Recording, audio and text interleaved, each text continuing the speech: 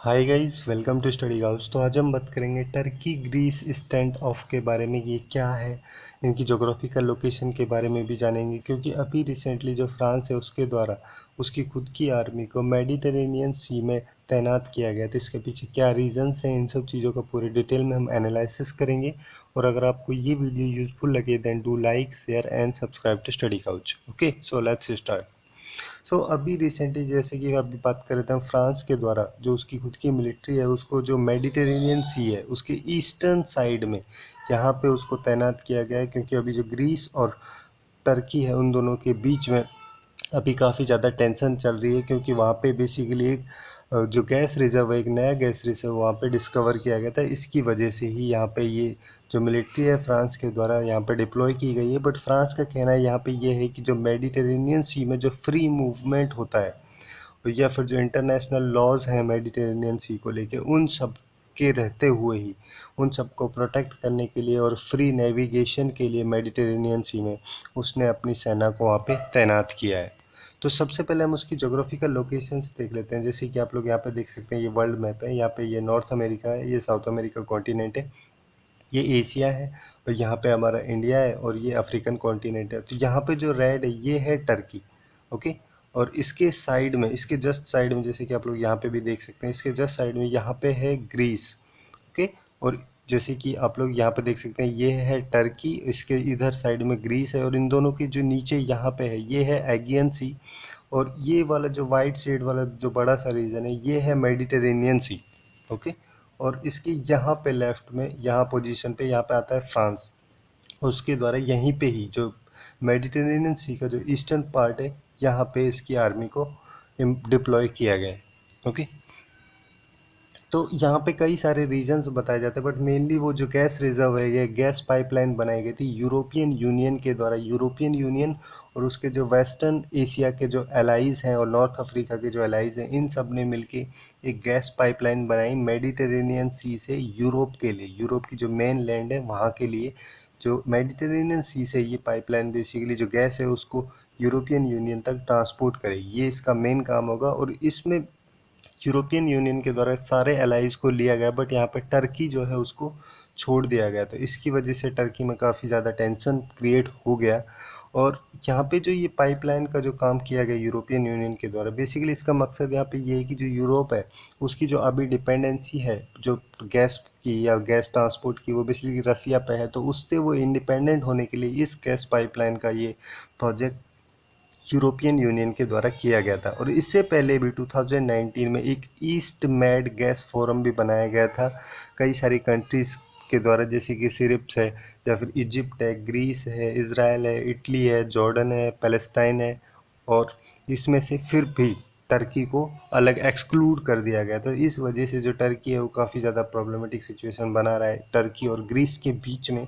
ये जो stand of है बेसिकली टर्की और ग्रीस के बीच में, इसके वैसे तो कई सारे इशूज़ इसमें इन्वॉल्व हैं, बट मेनली जो इसमें रीज़न है, जैसे टर्की का मैप कुछ इस टाइप का होता है। ओके, और यहीं से ग्रीस का जो मैप है वो कुछ इस टाइप का होता है, और ग्रीस के जो आइलैंड्स हैं वो बेसिकली यहाँ पे होते हैं। ठीक है, इस तरीके से फैले हुए हैं। तो यहाँ पे टर्की का मेनली कहना ये है कि ये जो पूरा एरिया है, ये यहाँ पे मेडिटेरेनियन सी है। तो यहाँ पे जो टर्की है उसका कहना यहाँ पे ये है कि जो मेडिटेरेनियन सी है, ठीक है, उसका जो ईस्टर्न साइड है, ये वाला जो साइड है, यहाँ से टर्की का जो कोस्ट लाइन है ईस्टर्न साइड में, सबसे बड़ा कोस्ट लाइन है टर्की का मेडिटेरेनियन सी के।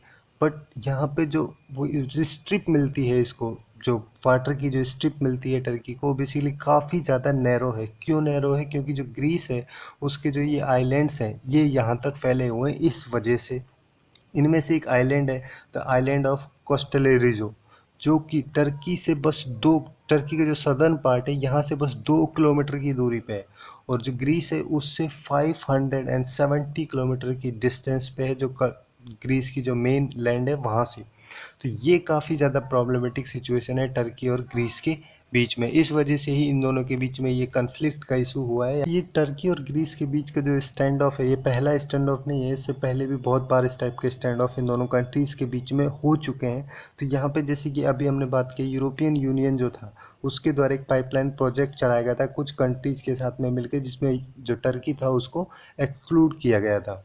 तो यहाँ पे टर्की ने उसके चैलेंज में बेसिकली उसके रेस्पॉन्स में ये किया कि जो लीबिया है, जैसे कि ये टर्की है, ओके, और यहाँ पे हमारा ये ग्रीस आता है, और यहाँ पे आती है लीबिया। लीबिया जो कि नॉर्थ अफ्रीकन कॉन्टिनेंट की एक कंट्री है, और उसके बाद में यहाँ पे आता है इजिप्ट, ओके, और ये बीच में मेडिटेरेनियन सी है।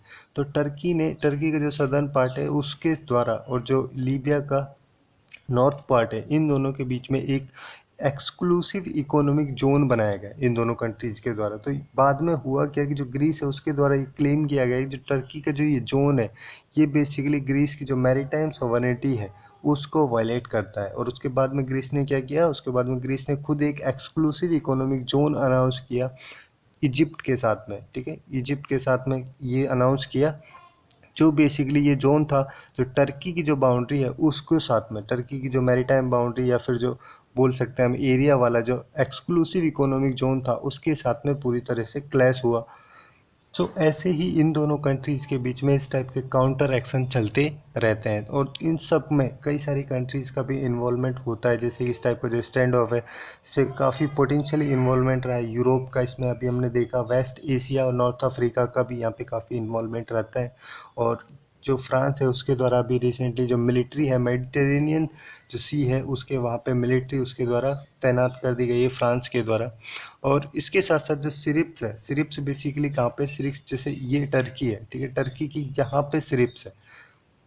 तो ये सिरिप्स भी दो तरीके से डिवाइडेड है फिजिकली, अगर हम इसकी बात करें जो सदर्न पार्ट है इसका सिरिप्स का, वो बेसिकली जो एक इंटरनेशनली रिकॉग्नाइज्ड गवर्नमेंट है उसके द्वारा रूल किया जाता है, बट जो इसका नदर्न पार्ट है उसको रूल या फिर गवर्न किया जाता है, कंट्रोल किया जाता है बेसिकली टर्की के द्वारा। अब कई सारी कंट्रीज़ हैं जैसे कि ग्रीस है, सिरिप्स है, इटली है और फ्रांस जो है, इन सारी कंट्रीज़ के द्वारा एक अलायंस बनाया जा रहा है धीरे धीरे, जिसको कि कई सारी जैसे कई सारी कंट्रीज़ लाइक इजिप्ट है, इसराइल और यूएई यूनाइटेड अरब अमीरात जो है, इन सब के द्वारा बैक किया जा रहा है। मतलब ऐसी सिचुएशन यहाँ पे टर्की के लिए क्रिएट की जा रही है कि वो पूरी तरीके से आइसोलेट हो रहा है धीरे धीरे, बट वो काफ़ी ज़्यादा की रोल प्ले करता है मेडिटेरेनियन सी में, और की पावर रखता है टर्की यहाँ पे। सो यही थी कुछ इन्फॉर्मेशन टर्की और ग्रीस का जो स्टैंड ऑफ है उसको लेके, और उसमें कौन कौन सी कंट्रीज़ का इन्वॉल्वमेंट हो रहा है उन सब चीज़ों को लेके। सो आज के लिए बस इतना ही। Hope you guys find it useful, and if you find it useful then do like share and subscribe to Study Couch. Thanks for watching and have a good day.